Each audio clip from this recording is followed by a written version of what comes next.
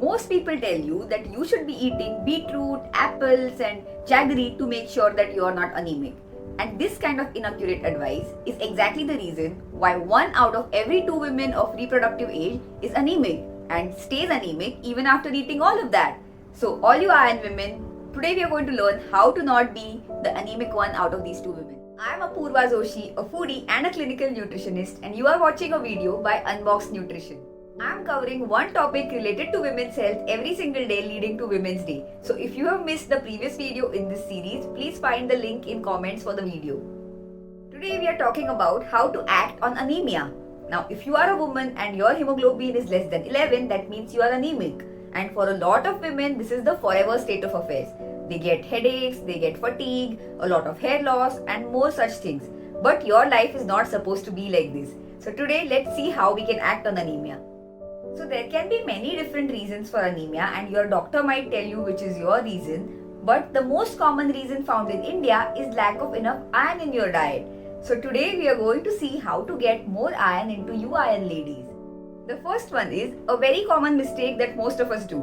We have our tea or coffee with our meals. Most likely our breakfast is always accompanied by a big mug of tea or coffee. Now the caffeine in these beverages does not let the iron in your meals get adequately absorbed. So if your breakfast is say eggs or poha or some other item containing iron, but you are having a cup of tea with it, then it's not getting absorbed very well. So keep a gap of about half an hour to 1 hour between your beverages and your meal. The second one is possibly the easiest change that you can bring about in your life without having to change anything that you eat at all. So the change is that you start cooking in iron tawa and iron kadhais. Now these vessels give out some iron which gets mixed in your food and gets absorbed very well.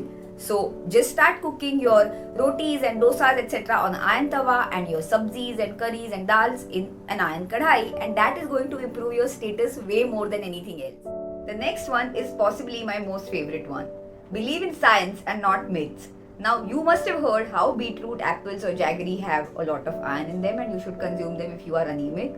But have you ever seen the numbers, how much iron do they actually have? So 100 grams of jaggery has about 10 to 11 milligrams of iron, provided that it is processed in a traditional facility where they use the iron kadhai to reduce the sugarcane juice. Now if it is processed in a big plant where they use all the steel machinery, then this may not even have that much iron. And 100 grams of jaggery means about 20 to 25 teaspoons of jaggery. Can you eat all that much in a day? Most likely not. Apples, say 100 grams of apples gives you just half a milligram of iron. So to cover say your whole day's requirement, you would have to eat about 40 apples in a day. Can you eat that much? Most likely not. So to see if any source of food is a good source of iron or not, you are going to see how much one serving offers. For example, jaggery, one serving can be 1 teaspoon. And if one serving of an item does not give you more than at least 1 milligram of iron, it is not a good source. So when you are planning your iron intake, take into account how much of it do you eat at a go and does it give you a good amount of iron or not. So getting these out of our way, it's not like you can't eat these items, but don't rely on these items for your iron intake. So getting these out of our way, what are really the good sources of iron? The best kind of iron comes from non-vegetarian foods. Now, non-vegetarian foods have a good amount of iron and it also gets absorbed very well by your body. So if you are a non-vegetarian, then dried fish, chicken, eggs, meat, all of these are very good sources, particularly organ meat. So make sure that you consume them regularly in your diet. And if you don't want to put in too much effort, then eggs are your best friend. You can just have them every day and go a little further in your iron intake. Then what about all the vegetarian women out here? Are we destined to stay anemic? Absolutely not. There are good sources of iron in vegetarian food as well. The key point to remember here is the vegetarian iron needs a source of vitamin C with it to make sure that it gets absorbed by your body very well. So for all the sources that we are going to discuss, make sure that you include amla, lemon, bell peppers, tomatoes or any other fruits or vegetables that are rich in vitamin C with your source of iron. Two sources of iron that are less known but particularly rich in iron are lotus stem, which is kamal kakdi, or particularly dried lotus stem, and soya bean. Now these two are not popular for some reason but do have very good amount of iron. Now lotus stem in particular, if you have about 30 grams of dried lotus stem in a day, your entire day's iron need can be met. So make sure you use both of these very smartly. Now we all know that green leafy vegetables are a very good source of iron, and they really are, that's not a myth.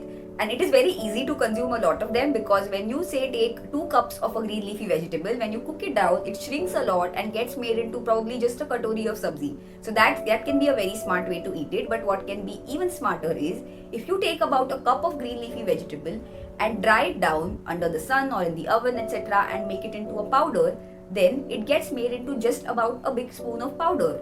So all the iron in it still stays intact. So what you could have had in a cup of vegetable gets consumed by just consuming 1 tablespoon of this particular powder. So the common powders that you can buy or make and use are wheatgrass powder, moringa leaf powder, curry leaf powder, or a very common ingredient that we also use in our curries is kasuri methi. So store these powders and use them liberally. Another source that we also know is seeds. Now seeds are also really good source of iron, and we do use it in our Indian food very liberally. But one point to make sure that you are taking care of is to include a good source of vitamin C with it. So all the seeds like methi seeds, til, cotton cress seeds, sabja, etc. do have to a certain extent a good amount of iron.